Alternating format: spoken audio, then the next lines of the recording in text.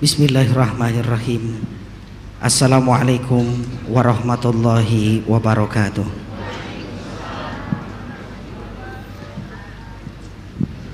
Alhamdulillah, innal hamdalillahi nahmaduhu wa nasta'inuhu wa nastaghfiruh wa na'udzu billahi min shururi anfusina wa min sayyiati a'malina may yahdihillahu fala mudhillalah wa may yudlil fala hadiyalah. Amma ba'du. Hadirin kaum muslimin jamaah Masjid Agung Sunda Kelapa yang sama-sama dimuliakan Allah Subhanahu wa taala. Alhamdulillah, pada kesempatan malam hari ini kita kembali berjumpa dalam rangka mengikuti kegiatan rutin kita pengajian ba'da maghrib Masjid Agung Sunda Kelapa, yang tadi sama-sama kita telah melaksanakan salat maghrib berjamaah, dan sebelumnya kita sama-sama bertadarus dan beribadah serta berzikir dan bertadabur. Semoga seluruh rangkaian ibadah kita hari ini diterima oleh Allah Subhanahu wa taala. Amin ya rabbal alamin. Dan pada malam hari ini seperti biasa, materi dan juga kajian kita pada malam hari ini yaitu kajian umum. Insyaallah kita akan melanjutkan materi-materi yang akan disampaikan oleh guru kita Syekh Ali Saleh Ali Jabir.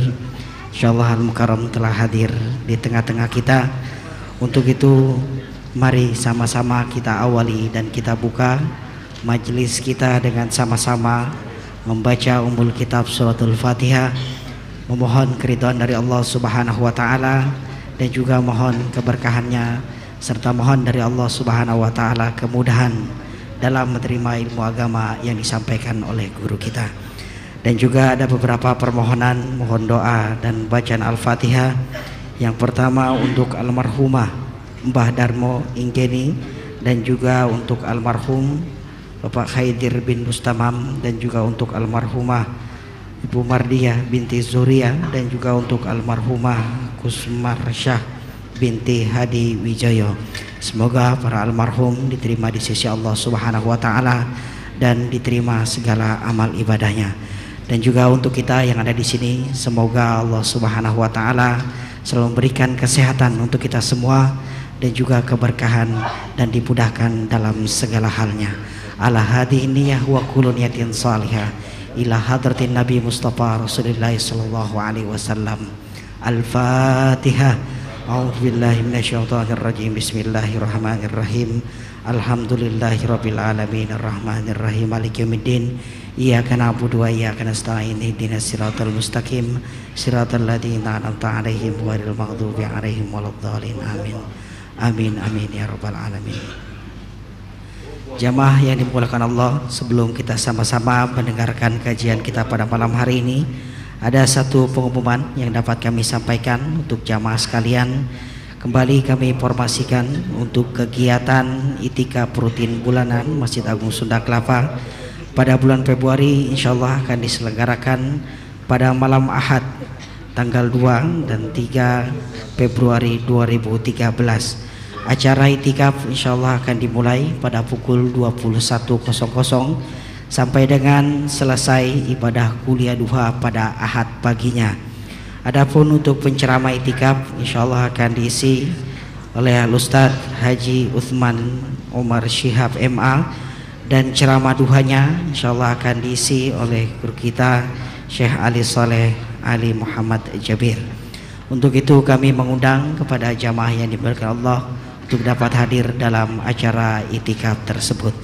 Dan selanjutnya kembali kami informasikan pula kepada jamaah sekalian, seperti biasa dalam kajian Syekh Ali di Rabu terakhir dalam setiap bulannya ada sesi dialog atau tanya jawab, atau beberapa pertanyaan dari jamaah sekalian yang ingin bertanya sekitar agama bisa langsung dikirimkan ke kami.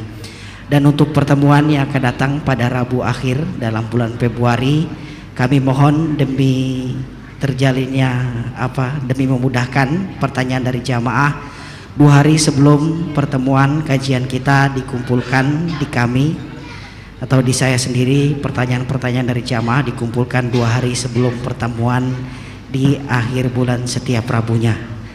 Nanti pertanyaannya kami akan kumpulkan dan mungkin akan dijadikan materi pada hari Rabunya. Terima kasih atas perhatian jamaah sekalian, dan selanjutnya Marilah sama-sama kita akan kembali mendengarkan kajian kita yang akan disampaikan oleh Syekh Ali Saleh Muhammad Jabir. Kepadanya dengan segala hormat disilahkan. Bismillahirrahmanirrahim. Assalamualaikum warahmatullahi wabarakatuh.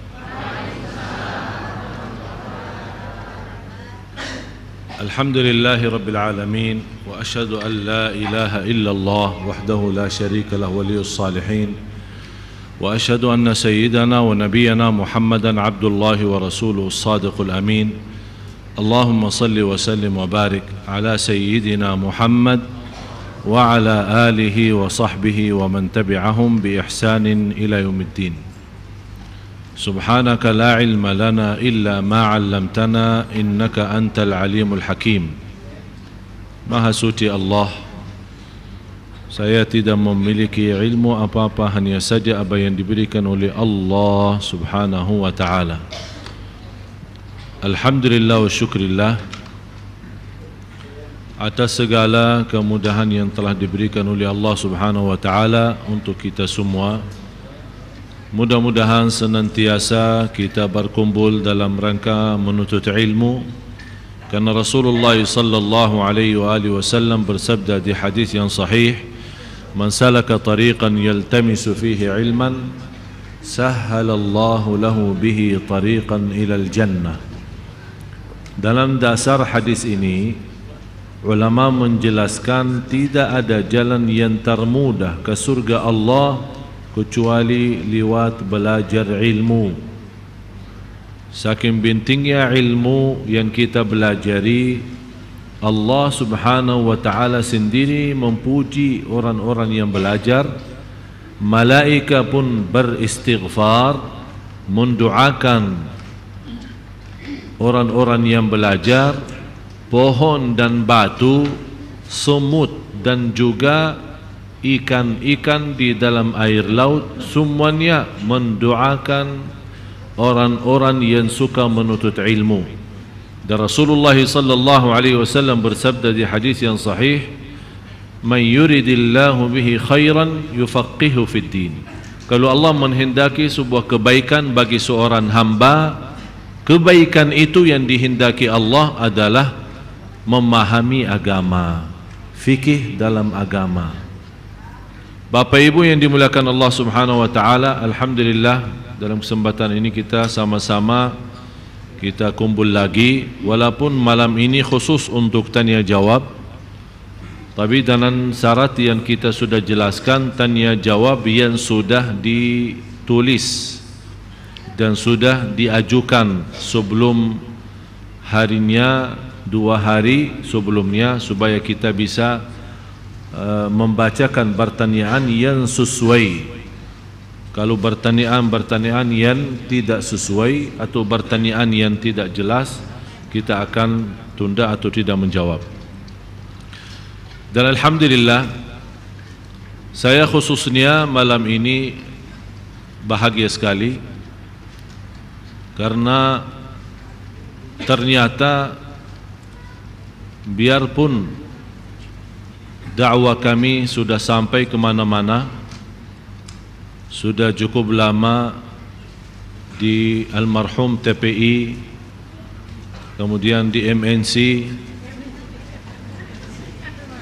dan sekarang di TV One, dan insyaAllah besok Sabtu jam 4 subuh insyaAllah sama-sama bisa tayangkan di MNC. Hari Sabtu jam 4 subuh bersama anak-anak kecil, anak-anak yang kita bawa khusus ditayangkan di MNC, sebagaimana kita kemarin sudah tayangkan di TV One. Dan insyaAllah hari minggunya jam 7 seperti biasa kuliah duha, dan insyaAllah akan hadir 3 anak itu,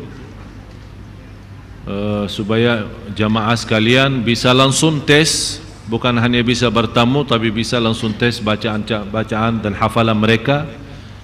Dan itulah hari Minggu insyaAllah, sebagaimana saya jelaskan, berdapatan dengan tanggal 3 Februari 3 bulan 2 itu hari ulang tahun saya.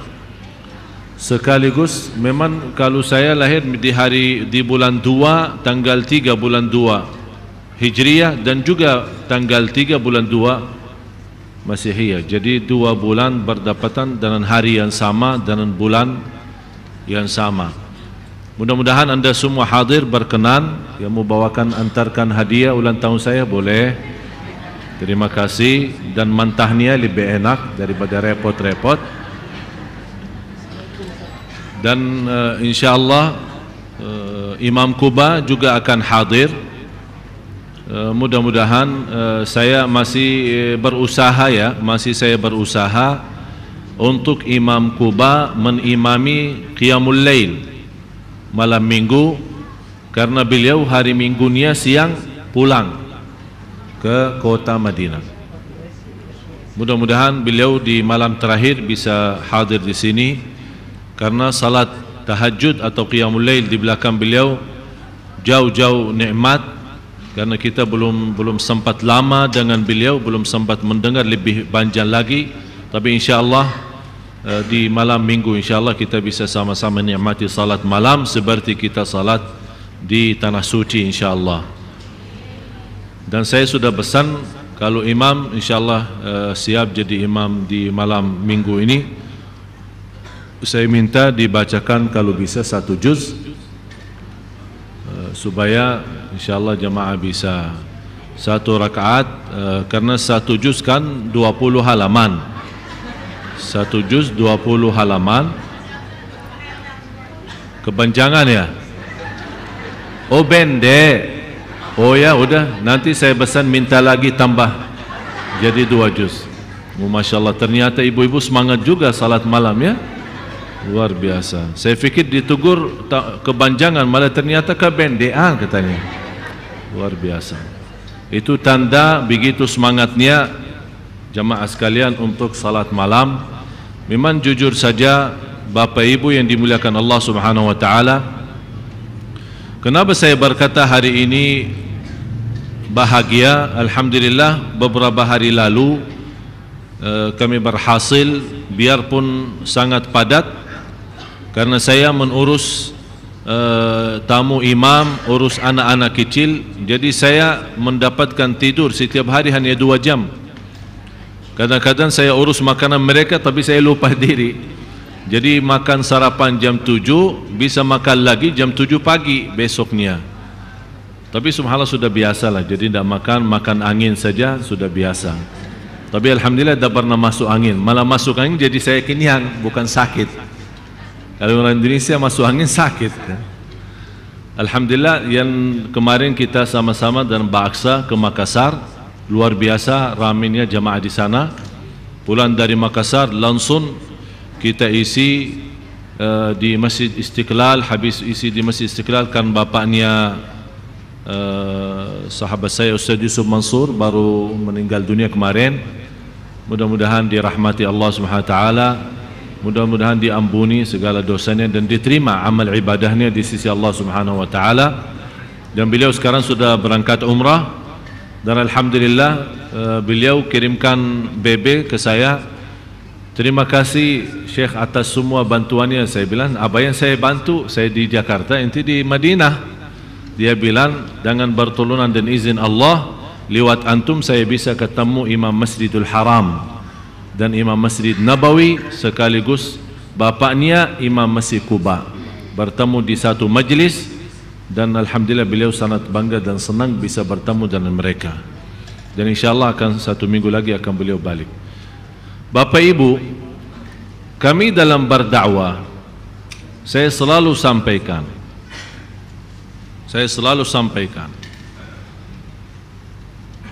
tujuan daripada dakwah kami adalah ridha Allah. Ridha Allah, bukan ridha manusia. Saya selalu terima SMS atau BB yang menyebutkan kata-kata, ya saya menghargai apa yang diucapkan oleh para jamaah. Terima kasih atas penghargaannya, perasaannya terhadap saya. Saya hanya balas doa Tapi saya harus memberikan kepada semua jamaah. Saya jujur saja dan saya tetap menghormati semua pendapat, baik maupun tidak, positif maupun negatif. Tapi supaya saya memberikan kesimpulan, prinsip saya selama berdakwah di Indonesia, saya tidak peduli kata manusia. Saya tidak peduli apa kata manusia. Yang saya pedulikan adalah ridha Allah. Oleh karena itu, alhamdulillah, selama berdakwah saya berusaha menjaga diri tidak pengaruh daripada apa yang kata orang. Artinya kalau dia puji, saya tetap berusaha menjaga rendah hati dan istighfar. Kalau mereka membenci atau membawa kata-kata yang tidak sesuai, saya menganggap itu cubaan dan ujian. Dan begitu sunnatullah di dunia ini. Itu sunnatullah, aturan Allah. Malah justru begitu saya malah jauh lebih senang ada cubaan ujian. Kenapa? Mohon maaf Bapak Ibu, kebiasaan kita sebagai manusia normal senang dipuji kan? Senang dikagumi ya. Tapi bagi saya lebih senang diuji, lebih senang di di kata-kata yang tidak sesuai. Sebagaimana ada seorang berkata, "Ustaz, dakwanya aja untuk dunia." Saya bilang, terima kasih, alhamdulillah. Saya selalu berdoa, ya Allah, apa kata jamaah buruk terhadap saya, kalau memang dia benar kataannya dia, saya buruk atau niat saya untuk dunia, ya Allah ampuni dosa saya. Tapi ya Allah, kalau berkataan jamaah tidak benar dan engkau maha tahu saya ikhlas dan jujur, ampunilah mereka. Udah selesai masalah. Kenapa pusing? Tapi kalau kita berfikir manusia, berduli apa kata manusia, pengaruh dari dipuji maupun dimarahi maupun memberikan masukan-masukan barangkali menyakiti perasaan kita, kalau kita berhenti dakwah atau berhenti melanjut SMS dengan orang tersebut, atau kita tidak mau balas lagi atau tidak mau angkat teleponnya lagi, berarti kita terlalu pengaruh dengan kata-kata orang. Oleh karena itu saya selalu minta Bapak Ibu tolong doakan saya. Tolong doakan saya. Karena di dalam dakwah pun ada ujian. Mohon maaf kalau kita berkata kotor. Banyak orang berkata sama Allah aja berkata kotor. Siapa saja saya? Siapa saya kalau Allah saja tidak selamat dari kataan manusia?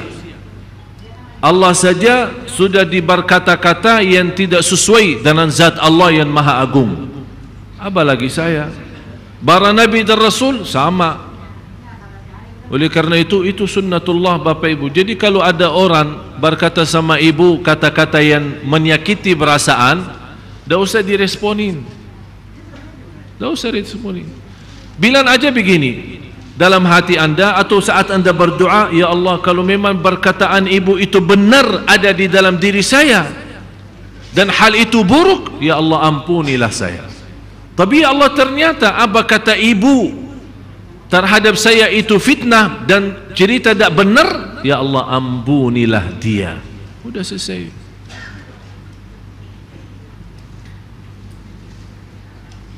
Dan saya sudah pernah sampaikan, masih ini masalahnya kalau dari bapak-bapak, masya Allah, yang paling rajin rutin belajar dan yang paling rajin rutin bawa fitnah ibu-ibu. Saya tidak sebut siapa-siapa, tapi mohon jangan salah faham. Saya bisa diamkan semua masalah, apa yang saya terima saya bisa diamkan semua, tapi demi Allah, karena saya menjaga keikhlasan lillahi ta'ala dan saya sayang sama jamaah, harus saya bicara. Kalau saya diamkan, nanti Allah bertanya sama saya, kenapa kalau memang tahu itu masalah di lingkungan ibu-ibu, kenapa tidak sampaikan? Kalau saya tahu orangnya tertentu, saya akan nasihatin orang tertentu. Oh, dia orangnya yang suka begini-begini, oh, udah saya ketemu, saya berani ketemu langsung face to face dan saya bicara sama dia. Tapi karena saya tidak tahu siapa orangnya, udah saya bicara umum. Orang semua masing-masing tahu diri. Oleh karena itu hati-hati. Hati-hati Bapak Ibu, khususnya ibu-ibu yang saya sayangi, yang saya cintai, tolong hati-hati. Terutama ini, jangan sampai kita rusakkan. Sayang salat malam setiap malam, sayang puasa Isnin Kamis, sayang umrah setiap bulan orang yang mampu, sayang haji setiap tahun. Sungguh ini kata Rasulullah, satu kata bawa kita masuk neraka 70 tahun. Bagaimana ribuan kata? Hati-hati. InsyaAllah saya tidak akan sakit hati sama siapapun, biarpun berbicara aneh, saya terima ini sebagai ujian. Tapi kewajiban saya sebagai Allah memberikan belajaran dan pendidikan oleh orang tua saya, guru-guru saya yang ada di Madinah. Saya punya prinsip, kalau memang saya punya sikap tidak mau orang, saya tidak mau menyakiti perasaan orang lain, saya juga tidak mau dinyakiti perasaannya. Oleh karena itu saya selalu nasihatin.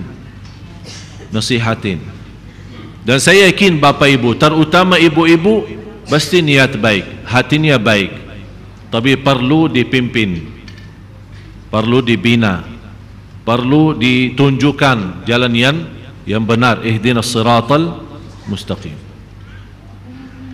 Dan mohon maaf Bapak-bapak, kalau saya bicara jujur, kita kalah dengan ibadah ibu-ibu. Saya bicara jujur, kita kalah. Oleh karena itu, mudah-mudahan dengan semangatnya ibadah ibu-ibu, Allah ampuni dosa kata-kata, Allah ampuni kesalahan kita terhadap setiap orang, apalagi orang itu ustaz.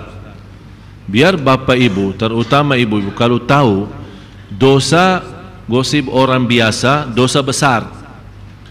Yang digosipi itu ustaz, apalagi ulama, apalagi seorang ulama terkenal, itu jauh lebih parah dosanya.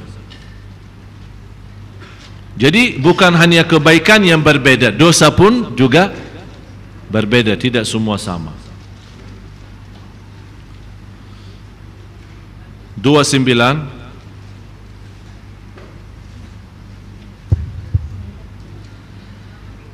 ciri-ciri hari kiamat.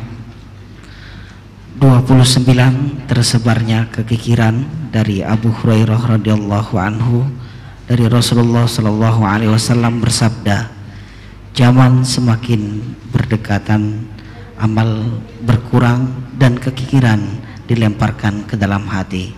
Hadis riwayat Imam Bukhari. Sudah saya jelaskan dalam pertemuan yang lalu, kalau kita perhatiin masa dan zaman kita semakin dekat, artinya kita tidak merasa haji baru kemarin, sekarang bulan Maulid, sebentar lagi tambah kita perhatiin sudah mau masuknya bulan Ramadan. Dan saya merasa Ramadan itu sangat dekat. Karena pas perjalanan saya menuju ke sini, saya lagi konteks seorang yang bacaannya sebagaimana saya sudah janjikan, insyaallah akan bawa ke Sunda Kelapa. Orang itu fotokopi Sudes, berasal dari Pakistan, lahir besar di Madinah. Tapi subhanallah, kalau kita dengar suara beliau, Sudes 100%. Bukan hanya suaranya, takbir pun sama. Dari badannya, segi badan juga kalau kita lihat ke belakang Sudes, lumayan agak gemuk ya sedikit. Jadi kenapa saya merasa masa ini sangat dekat? Karena saya pas lagi jalan menuju ke sini, saya beliau dan saya lagi menyiapkan bagaimana untuk bulan Ramadan. Jadi saya merasa bulan Ramadan itu sudah betul-betul dekat. Dari sekarang saya sudah mulai proses persiapan. Begitulah namanya mendekati zaman dan masa. Cuba sekarang Bapak Ibu bertanya diri yang sudah 50 tahun, 60 tahun. Cuba bertanya diri, kalau kita bayangkan, ya Allah umur saya 60 ya, 40 ya, rasanya baru, ya cepat sekali habisnya. Kalau kita bertanya diri juga, apa yang saya gunakan selama ini? Kira-kira berapa kali khatam Al-Quran?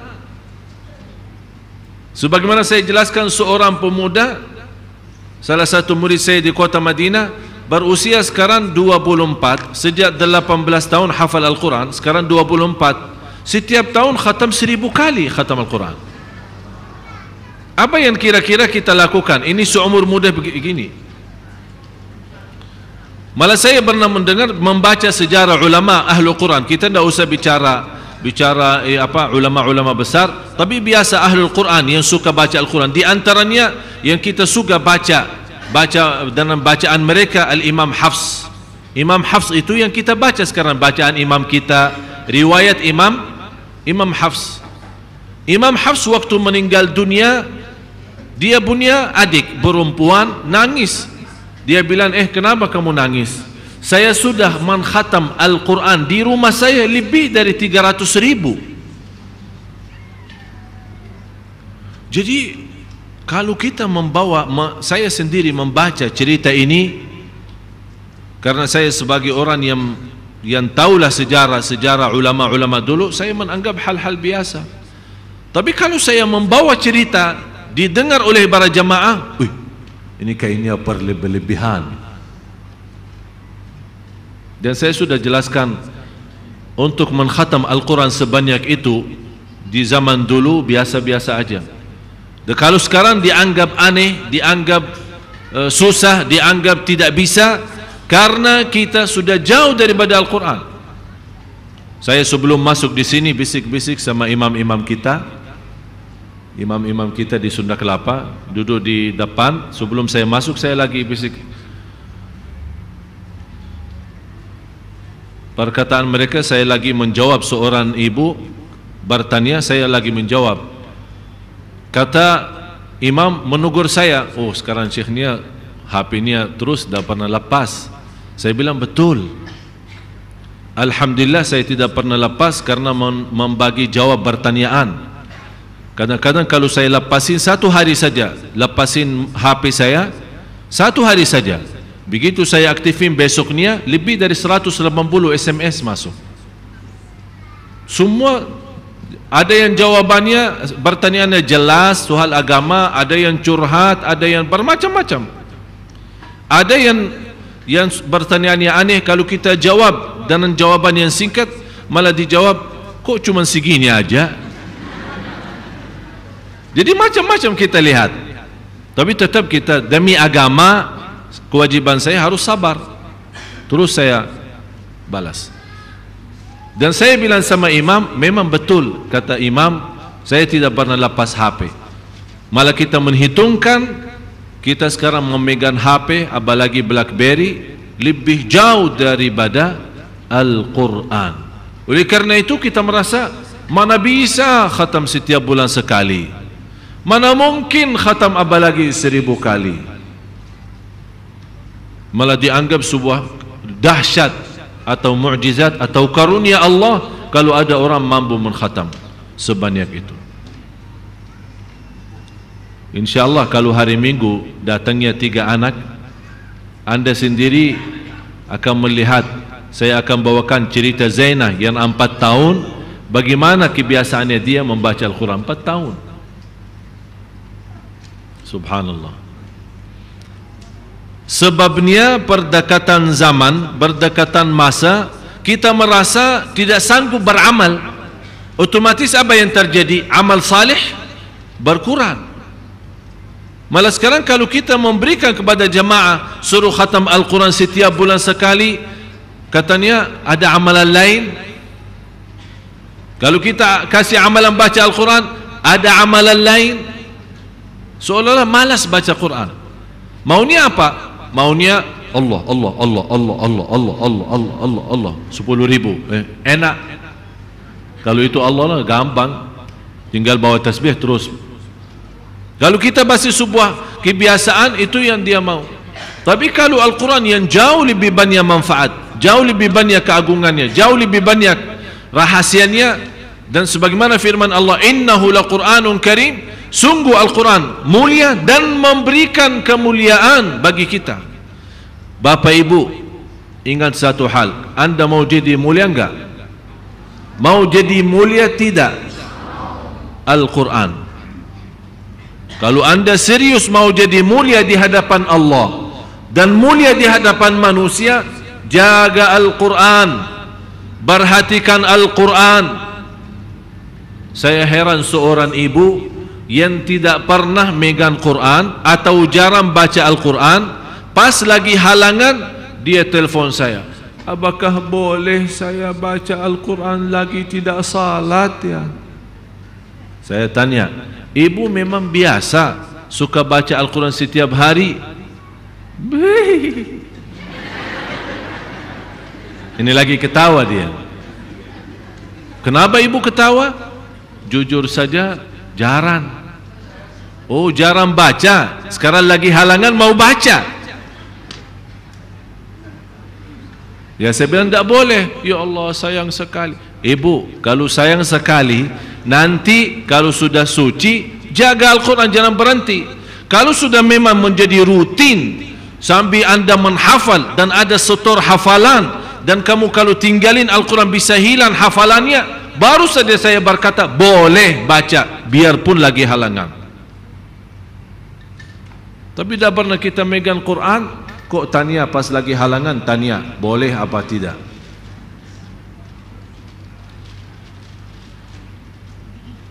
Wa yulqa syuhhu, tersebar kekikiran. Ya, kikir dalam segala hal, apalagi kalau untuk akhirat.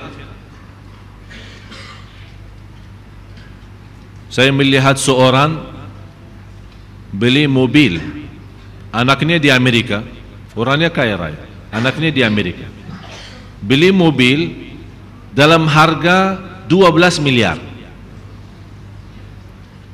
Mobil kalau tidak salah Lamborghini ya, 12 miliar. Begitu dia sakit, salah satu mengobati penyakitnya, saya sarankan suruh bersedekah. Dia bersedekah kepada sebuah masjid 1 juta untuk sembuh.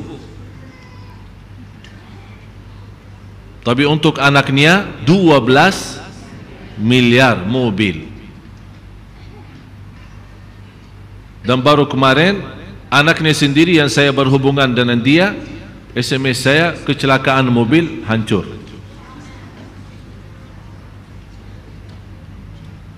Tapi manusia dah mau belajar. Malah saya dengar sekarang bapaknya mau beli mobil lagi. Gampang kalau untuk keluar uang ke dunia, gampang sekali. Untuk kesembuhan kita, salah satunya bersedekah, susah. Kalau kita masuk ke rumah sakit, demi Allah, orang yang mampu dah pernah pakai hitung-hitungan sama rumah sakit, dah pernah tawar-tawaran. Siapa yang lagi sakit parah kemudian masuk ke rumah sakit, dioperasi 100 juta, oh boleh diskaun, jangan mahal-mahal pak. Tidak pernah. Berapapun, biarpun dia jual rumahnya, biarpun dia jual mobilnya demi kesembuhannya, dia belum tahu kesembuhan itu bukan di tangan doktornya. Biar dia ikhtiar. Tapi kenapa kita percaya ikhtiar sambil bisa membayar sekian juta, malah bisa miliaran demi kesembuhan? Tapi begitu kita mau bersedekah, kita kikir.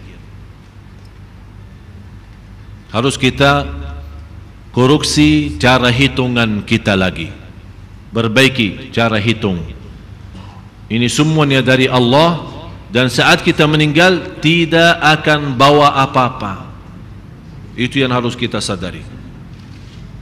Malah apa yang terjadi, banyak keluarga yang saya kenal sampai puluhan tahun masalah warisan aja belum selesai.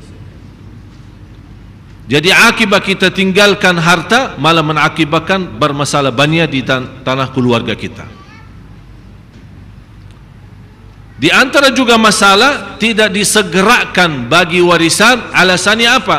Kakak adik dan bersaudara damai baik-baik saja, mau kenapa kita bagi warisan?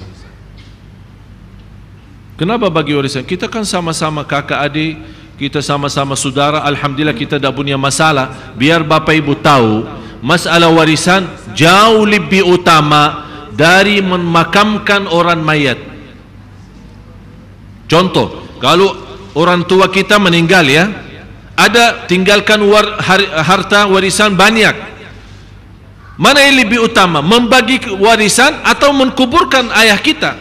Di hukum Islam, bagi warisan dulu, baru biar pun tertunda makaman ayah kita, orang tua kita, demi warisan tidak menimbulkan fitnah atau masalah. Segitu hukum Islam. Malah sekarang orang tinggalin banyak jamaah. Di antara jamaah di sini, ibu-ibu yang sering ketemu saya sambil nangis-nangis, dimakan hartanya oleh abangnya, dimakan hartanya oleh siapa lagi, dimakan hartanya oleh ibu tirinya, bermacam-macam masalah. Sebabnya apa? Sebabnya saat ayahnya meninggal tidak segera dibagi warisan. Kalau tetap mau bersatu tidak menjadi masalah, silahkan, tapi harus jelas bagian siapa ini berapa, ini siapa berapa, ini berapa. Nanti mau gabung lagi silahkan gabung, lu teruskan bisnisnya, teruskan usahanya, tapi harus masing-masing tahu haknya apa. Jangan besok-besok sudah besar, sudah punya anak, malah sudah punya cucu, ternyata dia bisa tidak meributkan bersoalan warisan sama abangnya atau sama saudaranya, tapi yang akan meributkan masalah itu adalah anaknya dan cucunya.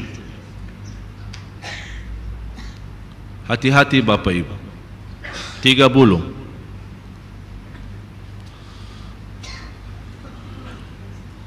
Di antara ciri-ciri hari kiamat,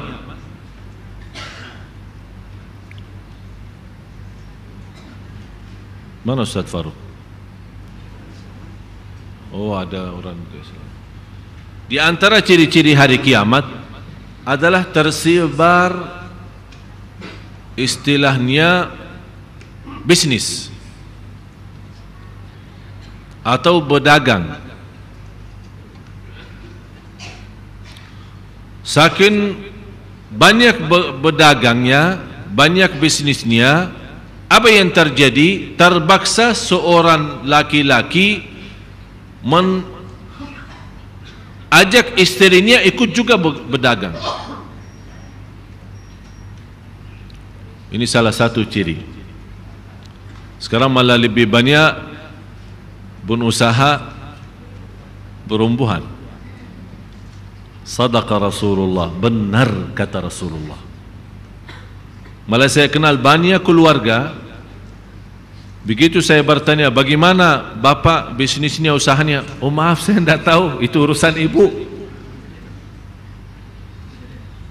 Ini salah satu ciri hari kiamat. Berarti bapak ibu, saya tidak akan bicara boleh atau tidak boleh seorang wanita berbisnis. Boleh saja Siti Khadijah aja berbisnis. Saya tidak akan berbicara boleh atau, tapi yang saya maksud, apa yang disebut oleh Rasulullah, saking banyak berdagang, jadi seorang laki-laki tidak cukup dengan berdagang sendiri, memaksakan atau menawarkan atau mengajak istrinya ikut berdagang juga. Kalau sudah tersebar hal itu, menjadi apa? Hari kiamat sudah dekat.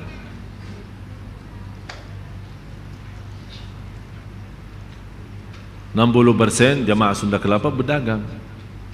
Semoga makmur, barakah, kita doakan. Tapi ingat, kita sudah menjadi salah satu tanda hari kiamat. Harus kita sadari, kita sudah tinggal satu langkah, dua langkah ke hari kiamat. Itu yang saya maksud. Silahkan berbisnis, silahkan berdagang, saya tidak akan bilang tidak boleh. Tapi ingat, kalau hari kiamat dekat, berarti kematian kita jauh lebih dekat. Itu yang harus kita sadari. Jangan tertipu oleh dunia, jangan tertipu oleh usaha bisnis kita, sampai kita lalai dan jauh daripada Allah. Akibatnya kita meninggal dunia, tinggalkan harta yang segitu banyak, malah harta itu menjadi sebab kita tersiksa di dunia kubur dan tersiksa di akhirat. Na'udzubillah. Sudah azan ya? Yang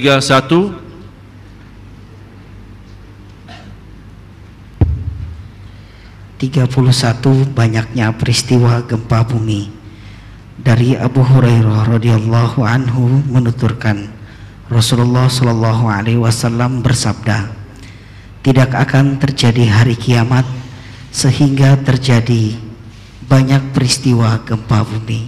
Hadis riwayat Imam Bukhari. Itu tidak perlu saya jelaskan karena Bapak Ibu sudah melihat sendiri. Sudah melihat gempa bumi di Indonesia saja sudah berapa kali. Belum meletusnya Merapi, kemudian tsunami, gempa bumi sana sini. Apalagi negara-negara Jepang dan yang lain-lain. Ini semua menjadi ciri-ciri hari kiamat. Begitu saya mendengar berita di TV gempa bumi di seluruh dunia karena sana sini, saya sudah terharu dan nangis karena saya tahu bukan nangis karena terjadi gempa bumi, tapi saya nangis karena hari kiamat sudah dekat, tapi manusia belum sadar. Manusia, Allah, ini semua kejadian gempa bumi ini sebenarnya menjadi tanda informasi bagi kita. Informasi supaya kita lebih takut, lebih sadar, jauh dari kelalaian. Kita punya masalah banyak Bapak Ibu. Banyak masalah kita yang membuat na'udzubillah hati kita tertutup. Akhirnya kita tidak bisa menikmati salat. Habis umur kita sia-sia. Kadang-kadang orang merasa diri salat tahajud, salat fardu dan salat sunnah-sunnah yang lain sudah merasa diri mantap. Dia belum tahu sebabnya satu fitnah, semua rusak. Agama dan ibadah ditolak oleh Allah sebabnya satu fitnah. Hati-hati. Jangan anda merasa diri, alhamdulillah kalau saya orang baik, tahajud setiap malam, puasa Isnin Kamis, dah pernah lepasin majlis ta'lim, dah pernah saya bicara A, bicara B, bicara C. Jangan percaya hal itu. Selalu anda merasa masih belum sempurna, masih banyak kurang. Ya Allah, maafkan kekurangan saya. Biarpun ibadahnya 24 jam. Orang terdahulu kita, orang salih, begitu berasa mereka. Biarpun ibadahnya 24 jam, tidak pernah lepas Quran, tidak pernah lepas salat malam, tapi begitu berasa mereka. Masih merasa segala amalan itu kalau Allah tidak menerima berarti sia-sia. Amilatun nasibah tasla naran hamiyah. Bekerja keras dalam hal ibadah tapi akibatnya masuk neraka. Sebagaimana firman Allah suratul Ghashiyah. Azan.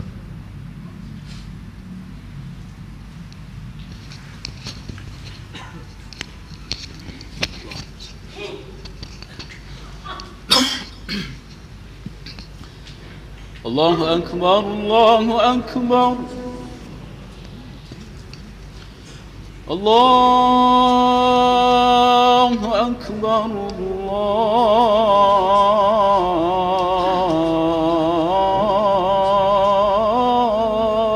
Allahu Akbar. Asyhadu an la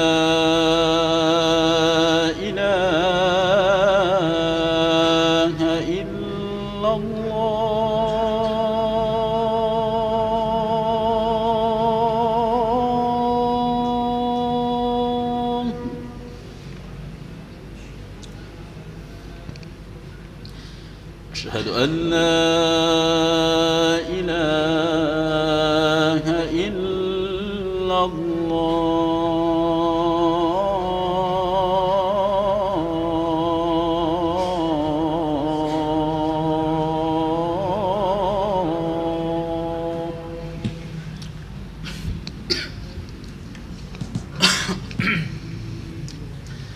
أشهد أن محمد رسول الله.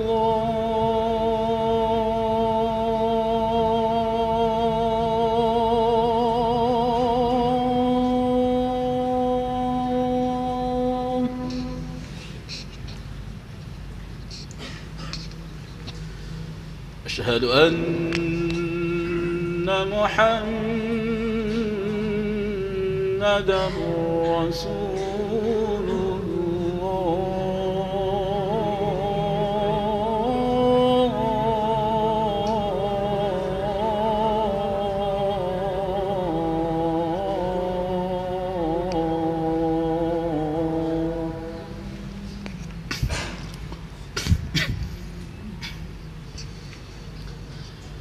حي على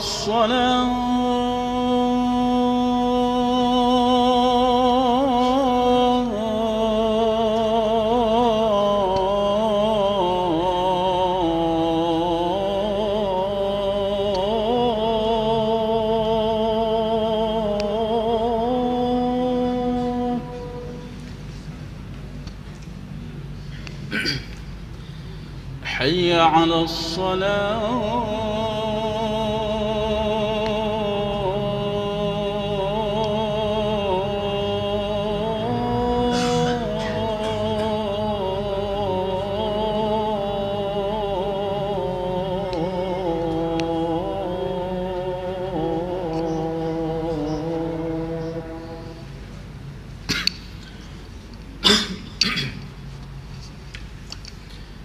حي على الفلاح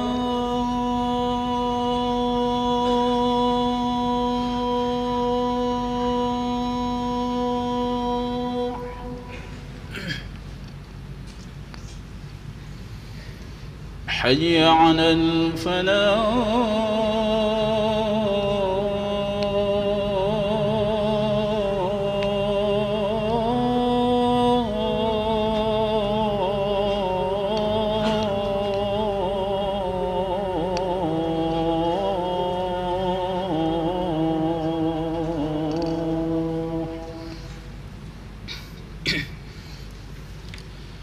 الله أكبر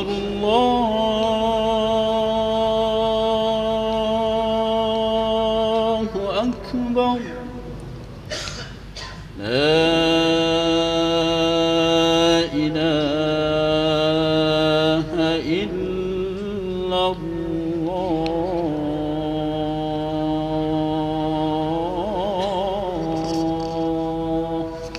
لا إله إلا الله محمد رسول الله صلى الله عليه وسلم اللهم رب هذه الدعوة التامة والصلاة القائمة آت سيدنا محمد الوسيلة والفضيلة والشرف والدرجة العالية الرفيعة وابعثه مقاما محمودا الذي وعدته إنك لا تخلف الميعاد.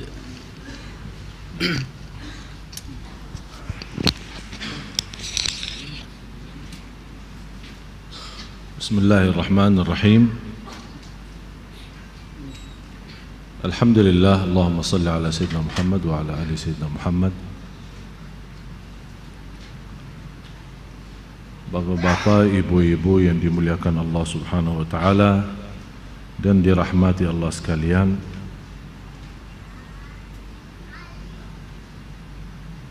Ada seorang dari Belanda. Oh, Bulandia. Dari Bulandia yang menawarkan diri untuk masuk Islam. Saya baru bertemu beliau di sini. Kita bisa komunikasi secara langsung. Mana si apa namanya? Katanya ada calonnya di sini, suruh maju.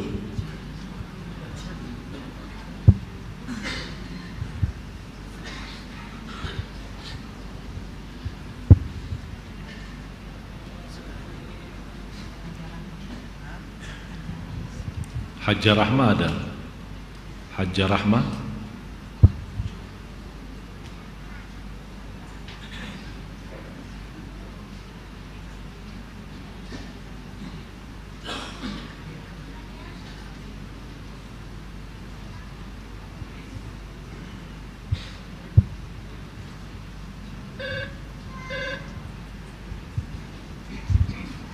Bisa ke sini.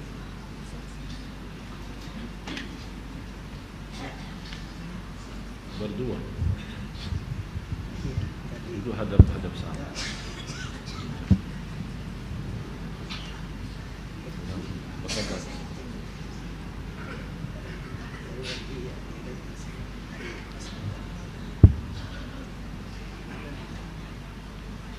Alhamdulillah, Haji Tahir ada? Haji Tahir.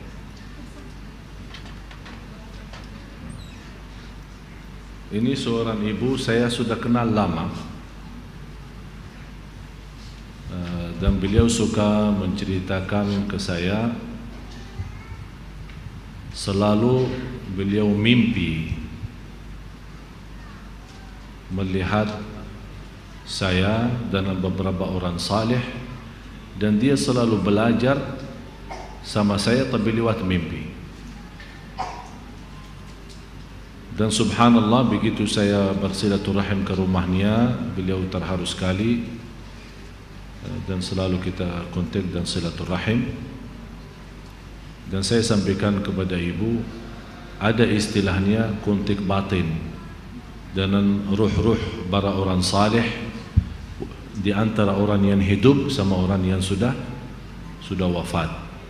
Banyak kalau kita kembali ke sejarah ulama, banyak ulama yang belajar dari gurunya walaupun gurunya sudah meninggal dunia. Tapi ini memerlukan amalan yang bukan khusus ya, tidak ada sesuatu khusus di Islam, semuanya umum. Tapi maksud saya perlu amalan rutin. Ada zikirnya, ada bacaan-bacaan ayat-ayat Al-Quran. Tapi saya tidak berani sampaikan ayat itu apa, amalan itu apa, kecuali nanti saya lihat ada di antara bapak-bapak, ibu-ibu yang begitu betul-betul sudah siap secara lahir batin, baru saya akan berikan amalan itu.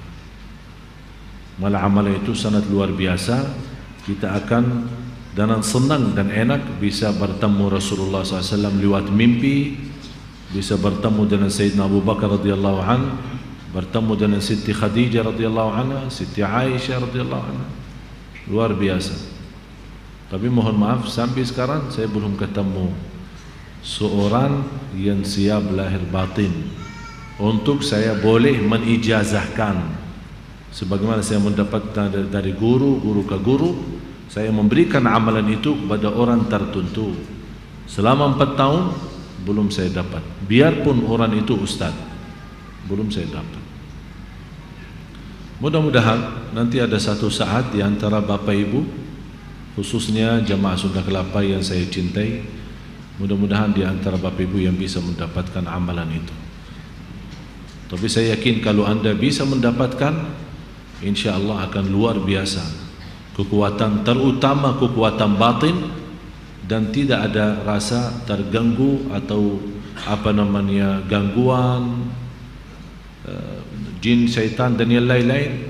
Malah semua akan menjadi takut karena begitu dahsyat amalan itu untuk kita mendapatkan sinergi dan cahaya daripada Allah Subhanahu wa taala. Sedikit saya komunikasi, Anda boleh megang mic-nya? Boleh kenalan ya, bukan sama saya, sama jamaah, bukan sama saya. Jadi jamaah ingin kenal, boleh sebutkan nama? Ya, sebutkan nama Anda. Assalamualaikum warahmatullahi wabarakatuh. Waalaikumsalam warahmatullahi wabarakatuh. Nama saya Heni. Ke jamaah aja, jamaah aja. Mukanya ke jamaah aja.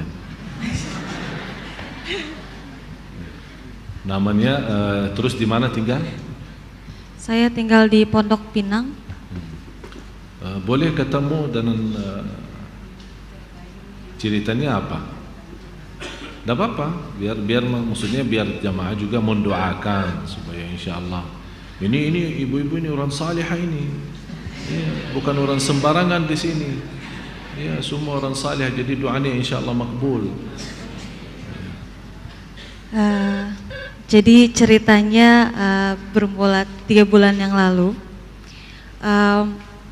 Kebetulan 6 bulan yang lalu saya dapat beasiswa untuk berangkat studi ke Fuzhou, Cina untuk belajar bahasa Mandarin. Kebetulan saya guru di sebuah sekolah, jadi dapat kesempatan untuk belajar mendalami bahasa Mandarin kembali. Kemudian setelah 3 bulan berkenalan dengan namanya Andre Michael Anders. Kebetulan Dia ini berasal dari Polandia. Dia juga belajar di kampus yang sama tapi program yang berbeda. Dia belajar untuk 1 tahun, sedangkan saya untuk program 6 bulan. Kemudian kita dekat, sering ngobrol, kemudian ada terlihat interest dari pihak Andre untuk lebih jauh dengan saya. Lalu saya bilang, kita beda budaya, kita beda agama, karena saya wanita muslim, saya harus menikah dengan pria muslim, saya bilang. Saya tidak akan memaksa Anda, tapi dalam hukum Islam, kalau saya mau menikah, saya harus menikah dengan pria muslim. Jadi terserah Anda, saya tidak akan memaksa dan saya tidak pernah mau memaksa seseorang untuk masuk Islam kalau bukan dari dalam hatinya sendiri. Jadi kebetulan setelah dia berpikir dari dalam hatinya sendiri, dia memutuskan dia ingin masuk Islam, gitu katanya. Baik, keputusan itu dia ambil sendiri atau sudah dia kasih tahu orang tua? Boleh sampaikan ke dia? Berarti Anda kenal sama dia baru 3 bulan? Ya, kira-kira 3 bulan lalu, bulan Oktober. Bulan Oktober. Terus boleh tanya dia kenapa dia mau masuk Islam? Untuk hanya nikah saja? Gak apa-apa, kita bicara jujur. Biar, mohon maaf ya, ini saya memberikan Anda, saya tidak tahu jodohnya di mana dan apa, tapi harus Anda tahu seorang muslimah tidak boleh sama sekali menikah dengan lelaki atau laki-laki yang non muslim. Berhubungan pun biar ada ijab kabulnya, biar ada akad nikahnya, itu berhubungan zina. Anak yang dilahirkan anak zina, berarti bukan main-main. Oleh karena itu Anda kelihatan insyaAllah wanita salihah, berarti Anda harus serius. Sebelum masuk soal nikah, harus Anda melihat ada keseriusan dari pihak laki-laki ini untuk menjadi orang muslim sejati atau hanya sebatas nafsu saja. Jadi masuk Islam nanti habis itu bermasalah lagi atau hal-hal yang lain. Yang kita bukan buruk sangka, kita baik sangka. Tapi apakah Anda sudah berusaha membina dia dalam agama Islam? Sudah menajarkan apa itu Islam? Sudah kasih tahu? Beberapa ya. Secara langsung atau kasih buku atau apa? Secara langsung, karena sebelumnya kebetulan baru datang, kita sempat via internet, dia sendiri dengan niatnya sendiri sudah browsing, dia baca-baca sendiri, dia berusaha untuk tahu sendiri, bahkan sudah mendownload sendiri Al-Quran meskipun dalam terjemahan dengan bahasa dia, meskipun dia belum bisa baca, tapi memang terlihatnya serius. Ada keseriusan. Ada keseriusan. Tapi boleh coba tanya sama dia, apa yang menarik kamu ke Islam? Karena saya atau karena Islam? Why do you want to convert into Muslim? Is it because of me or because of you want to become Muslim? Karena Are you saya really serious? Iya, karena saya atau karena Islam? Because of me or because of the Muslim itself?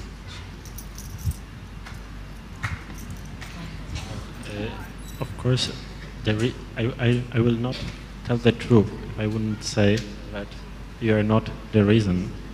And since I know that we have to be the same faith, I have chosen to become a Muslim, which is my own will to do so. Jelasin.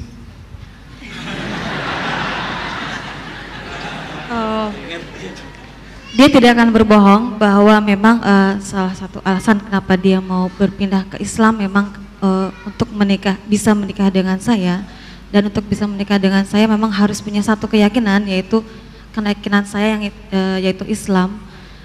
Tapi keputusan itu datang dari dirinya sendiri tanpa paksaan, dan dia yakin dengan hal itu, bukan untuk sementara, memang untuk seterusnya. Pertanyaan yang kedua, keputusan itu untuk biar Anda tahu, untuk masuk Islam boleh sebenarnya, tapi menurut saya beban masuk Islam kemudian keluar lagi berat. Oleh karena itu kalau mau masuk ya betul-betul masuk ya. Jadi jangan seenak-enak masuk nanti seenak-enak keluar. Oleh karena itu ada proses ya, sabar ya. Jadi dia ambil keputusan sendiri atau dia sudah sampaikan ke orang tua? Biasanya setahu saya orang barat suka meninfokan, walaupun mereka dalam budaya mereka orang barat dia sudah, kalau sudah di atas 18 dia hidup sendiri, keputusan sendiri, tapi biasa di antara kehidupan mereka suka informasikan ke orang tua. Bagaimana? Apakah dia sudah sampaikan ke mereka atau dia sudah merasa itu hak diri sendiri, tidak perlu orang tua ikut campur?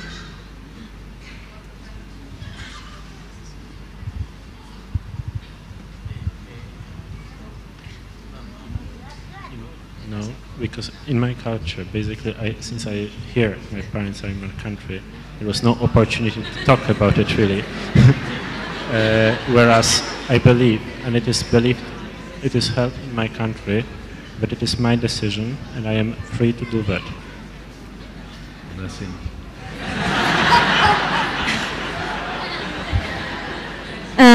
Seperti yang tadi saya bilang, memang di culture-nya mereka pada dasarnya memang keputusannya, kalau memang dia sudah memutuskan seperti itu, ya dibiarkan, tapi pasti akan diberitahukan ke orang tuanya. Sebelumnya sendiri, ini di luar terjemahannya, kami sudah bicarakan bahwa setelah kepulangan dari sini, karena dia orangnya lebih terbuka dengan orang tua dan lebih enak berbicara langsung dengan orang tua, dia akan memberitahukan hal ini setelah dia kembali ke Polandia. Waktu kembali. Bapak Ibu jangan salah faham, saya sebenarnya faham bahasa Inggris, tapi tidak sanggup terjemahin, itu aja.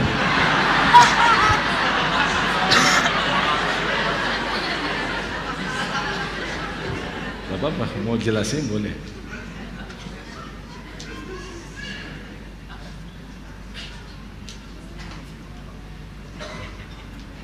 Buat lucu-lucu saja, supaya dia tahu Islam begitu senang, Islam itu enak, tidak ada seramnya ya. Saya bukan Usama bin Laden, kasih tahu,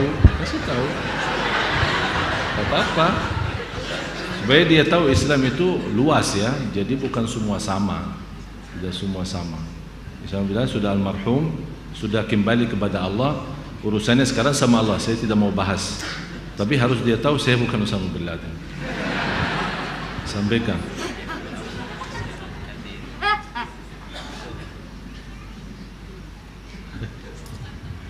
Tapi dia sudah merasa diri siap untuk mengucapkan kalimat syahadat. Sudah merasa diri sudah betul-betul siap. Karena untuk mengucapkan memang terasa ringan ya. Tapi di belakang itu apa? Ada banyak kewajiban yang perlu dijaga.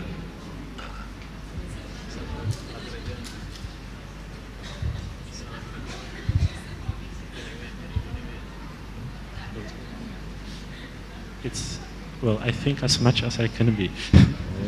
Even as nervous. Sudah really ya? Sure. You're sure? Sure. Kan you sure kan? Jangan salah ini, Syekh Ali Jabir ini. Sudah pernah mengucapkan kalimat syahadat? Saya sudah coba contohkan. Dia pernah? Pernah coba. Pernah coba ya? Lewat via telepon. Oh lewat telepon. Boleh dia sendiri kira-kira bisa enggak? Atau coba? Tidak apa-apa. Nanti kalau tidak bisa saya akan pimpin dia.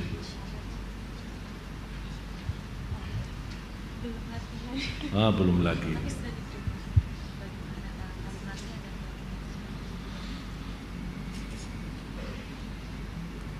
Taib. Kebetulan tidak begitu menduga akan dihadapkan di depan jamaah sebanyak ini. Jadi dia sebenarnya belum mempersiapkan. Oh, tidak apa-apa, tenang-tenang saja, suruh tarik nafas. Iya, santai-santai saja. Tidak ada orang Muslim gigit bila kasih tahu.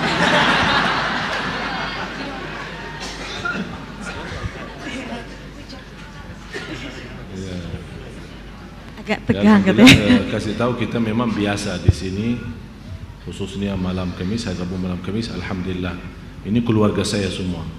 Jadi saya cinta yang hadir, juga jemaah cinta sama saya. Betul nggak?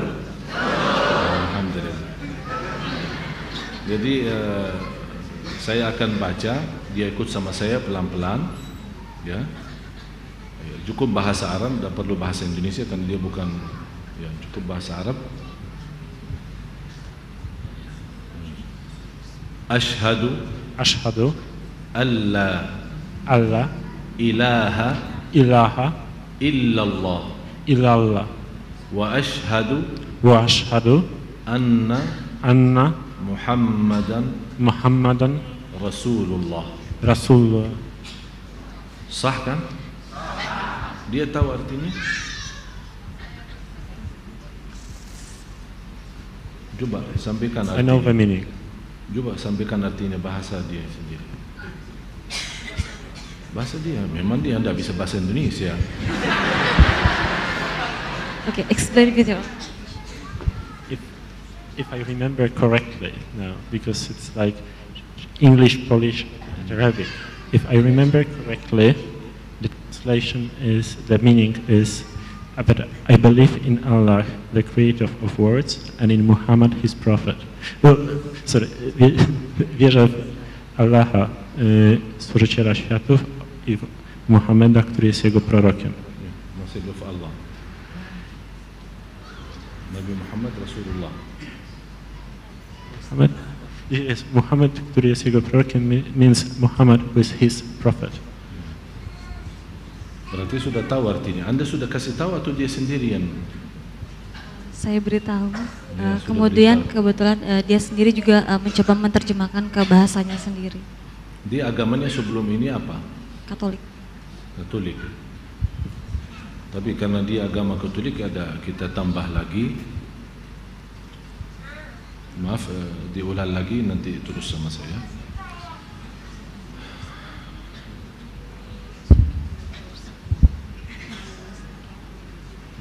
After again ya. After again ya.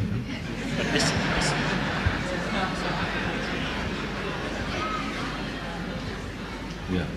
Ashhadu alla ilaha illallah wa ashhadu anna Muhammadan Rasulullah wa ashhadu anna Isa Abdullah wa rasuluh wa kalimatuhu alqaha ila Maryam wa ruhum min. Yang dimaksud tambahan ini karena mereka beragama Katolik atau Kristen, karena mereka percaya Nabi Isa adalah putra Allah, ada yang menjadikan Nabi Isa adalah Allah. Jadi saya menambah, dan itu yang harus beda sama budaya agama Hindu Buddha. Dan di sini belum terbiasa. Saya mendengar beberapa kali keislaman di Sunda Kelapa maupun di luar lupa membawakan kata itu. Bisa mereka asyhadu an la ilaha illallah wa asyhadu anna Muhammadar Rasulullah, tapi Nabi Isa masih anak Allah. Bisa juga begitu. Oleh karena itu harus dia bersaksi Nabi Isa adalah hamba Allah dan utusan Allah, dan diciptakan dengan kalimatullah kun fayakun, dan ibunya adalah Siti Maryam yang Allah memberikan karunia itu mendapatkan anak tanpa ada suami. Dan harus kita fahami, Katolik dan Kristen percaya Nabi Adam adalah hamba Allah. Tapi kenapa dijadikan Nabi Isa anaknya Allah? Padahal Nabi Isa alaihissalam adalah anaknya Siti Maryam. Tapi karena beda di sini, mereka menjadikan Nabi Adam hamba Allah, padahal yang semestinya kalau mereka pakai otak dan akal, semestinya kalau yang fantas jadi Tuhan, yang lebih luar biasa daripada Nabi Isa adalah Nabi Adam, karena diciptakan tanpa ada ibu dan bapa. Tidak ada ayah, tidak ada ibu. Padahal mereka di situ yakini Nabi Adam adalah hamba Allah. Tapi kenapa Nabi Isa dijadikan Tuhan? Itu yang menjadi karena dibodohi saat-saat dibawakan dakwah dalam agama mereka, tidak membahas soal itu. Oleh karena itu Allah terangkan di dalam surat Ali Imran, inna mathala Isa indallahi kamathali Adam, adalah Nabi Isa di sisi Allah sama dengan cara ciptaannya Nabi Adam. Apa itu yang sama di sini? Kun fayakun. Nabi Adam diciptakan dengan kata kun fayakun, Nabi Isa juga diciptakan dengan kata kun fayakun. Bisa jelasin? Banyak. Ya intinya harus dia tahu, karena dia dari agama Katolik mau masuk ke Islam, dia bersaksi Nabi Isa bukan putra Allah, bukan Tuhan, tapi Nabi Isa adalah Abdullahi wa Rasuluh, hamba Allah dan Rasulnya. Sudah sampaikan? Oke, no problem. Alhamdulillah, dalam mengucapkan kalimat syahadat di hadapan Bapak Ibu, mudah-mudahan kita semua yang hadir menjadi saksi, InsyaAllah mendapatkan pahala mengislamkan orang baru masuk ke Islam. Dan setahu saya perbedaan orang yang masuk Islam sama orang Islam sendiri. Kalau orang non Muslim yang masuk Islam tapi serius, ikhlas, dan dia mempelajari Islam, jauh lebih baik semangatnya, ikhlasnya, ibadahnya untuk Islam jauh daripada kita orang Islam sendiri. Itulah berkata sebuah mutiara yang dibawakan oleh Sayyidina Umar bin Khattab radhiyallahu an. Semangatnya orang yang sudah kenal jahiliyah baru Islam jauh lebih bersemangat dari orang yang Islam dari lahir sampai akhir. Beda. Oleh karena itu mudah-mudahan yang saya harapkan dan kami harapkan semua, mudah-mudahan beliau termasuk seorang yang serius untuk masuk ke Islam, serius mempelajari Islam. Disitulah kelemahan kita. Kalau tidak kenal jahiliyah, tidak kenal masa jahiliyah, tahu masa jahiliyah?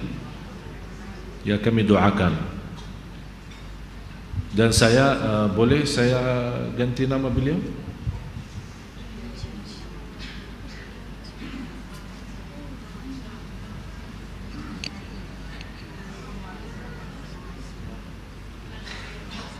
Ini bukan, biar dia tahu ini bukan syarat, bukan syarat untuk sempurna Islam, tapi lebih layak dia memiliki nama Islami.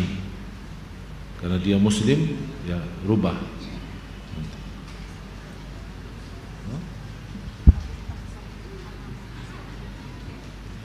Nama asalnya dalam dokumen ini ya tetap. Nanti kalau dia nantilah.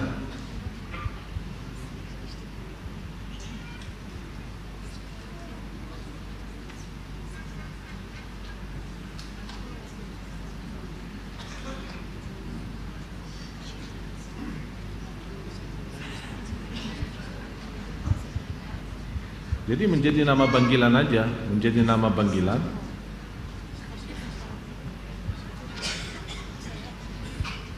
Supaya nanti kalau saya call dia, Assalamualaikum, dan sebut namanya daripada nama dia, tidak bisa hafal. Susah memang namanya. Dia setuju ya. Tapi dalam proses surat kan data-data sesuai paspor ya, sesuai paspor.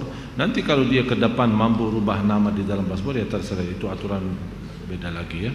Saya bagi kasih nama, saya ingat saya punya kawan orang Amerika yang saya Islamkan. Terus saya bagi nama dan saya jodohkan waktu datang ke Madinah silaturahim. Kemudian bertemu dengan seorang saya jodohkan sama orang Malaysia waktu itu. Sekarang masya Allah saya kemarin ke Malaysia bertemu dengan beliau. Saya Masya Allah bangga sekali memiliki anak 11.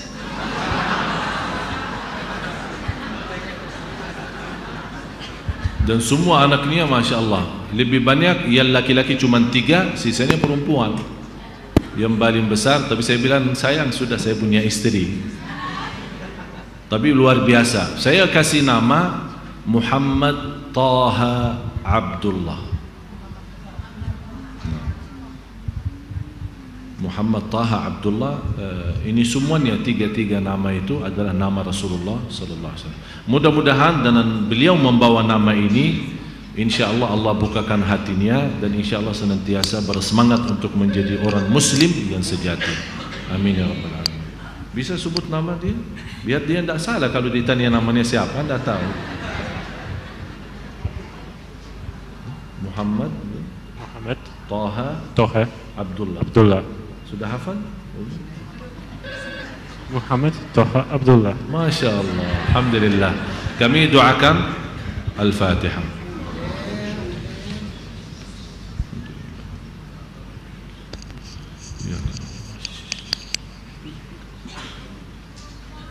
Amin ya rabbal alamin. Bismillahirrahmanirrahim. Alhamdulillahirabbil alamin. Allahumma shalli ala sayyidina Muhammad wa ala ali sayyidina Muhammad. Ya Allah, berilah kepada kami petunjuk kepada jalan yang lurus. Hidupkanlah kami dalam keadaan Islam, wafatkanlah kami dalam keadaan iman. Jadikanlah kami bersama orang salih hari kiamat ya rabbal alamin. Ya Allah, sempurnakan keimanan dan keislaman saudara kami Muhammad Taha Abdullah ini. Ya Allah, mudahkan segala urusannya ya Allah, supaya menjadi orang muslim yang sejati, yang menuntut ilmu dan yang benar, yang senantiasa membawa istrinya ke ridhamu dan ke surgamu ya Allah ya Dzal Jalal wal Ikram birahmatika ya arhamar rahimin ya Dzal Jalal wal Ikram. Taqabbal minna innaka antas samiul alim wa tub alaina innaka antat tawwabur rahim. Rabbana atina fid dunya hasanah wa fil akhirati hasanah wa qina adzaban nar. Wa sallallahu ala sayyidina nabiyina Muhammad wa ala alihi washabbihi wasallam. Walhamdulillahi rabbil alamin. Boleh saya tanya terakhir? Dia cinta kamu? Ya tidak apa-apa. Dia yang jawab, masing-masing dia yang jawab. Iya. Tidak perlu. Tanya. You love him? Yes. Luar biasa. Kalau ini saya hafal, I love you, you love him itu sih. Ya, alhamdulillah. Mudah-mudahan insyaallah Allah muliakan. Mudah-mudahan. Sekarang Anda punya tugas berat. Biasanya laki-laki yang memimpin perempuan, laki-laki yang membina, laki-laki yang bertanggung jawab terhadap istri. Anda sekarang karena dia masuk Islam, Anda yang tanggung jawab berat untuk membina dia, menesemanatkan dia untuk tetap menjadi orang Islam. Banyak pengaruh, barangkali ada ujian nanti membuat dia mundur. Anda harus kuat hati, kuat batin supaya tetap menstiqamahkan dia menjadi salah satu sebab. InsyaAllah Anda tertulis nama Anda menjadi salah satu sebab yang menyelamatkan dia dari neraka Jahannam ke surga Allah Subhanahu Wa Taala. Amin ya rabbal alamin. Kita doakan dia insyaallah dikuatkan Allah Subhanahu Wa Taala lahir batin, senantiasa dipimpin Allah dan senantiasa diberikan petunjuk oleh Allah Subhanahu Wa Taala. Amin ya rabbal alamin. Terima kasih. Boleh. Ya, boleh. Ini mau kasih hadiah? Ya. Ini sebenarnya saya dapat dari Ustaz, dari Si Ali. Ini sangat sayang buat saya, tapi karena beliau, saya ikhlaskan untuk beliau. Ya, amin.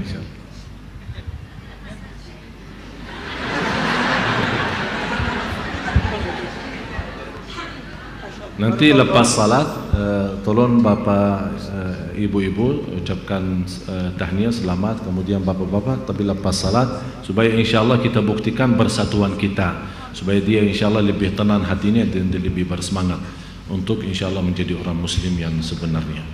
Amin ya rabbal alamin. Billahi taufiq wal hidayah. Akhirul kalam, subhanakallahumma bihamdik, asyhadu an la ilaha illa anta, astaghfiruka wa atubu ilaik. InsyaAllah jumpa lagi hari Sabtu lewat MNC TV jam 4 subuh. Kemudian hari Minggu jam 7 pagi kuliah duha di Masjid Agung Sunda Kelapa yang sama-sama kita cintai. Subhanakallahumma wa bihamdika asyhadu an la ilaha illa anta astaghfiruka wa atubu ilaik. Wassalamualaikum warahmatullahi wabarakatuh. Waalaikumsalam warahmatullahi wabarakatuh. Demikian jamaah yang dimuliakan Allah, kajian kita pada malam hari ini, dan juga telah sama-sama kita menyaksikan hamba Allah yang mengucapkan 2 kalimat syahadat. Semoga bermanfaat untuk kita semua dan semoga menambah keberkahan untuk kita semua yang hadir di sini. Amin ya rabbal alamin. Dan selanjutnya sebagai penutup, mari sama-sama kita akhiri dengan sama-sama membaca alhamdulillah, alhamdulillahirabbil alamin. Wassalamualaikum warahmatullahi wabarakatuh.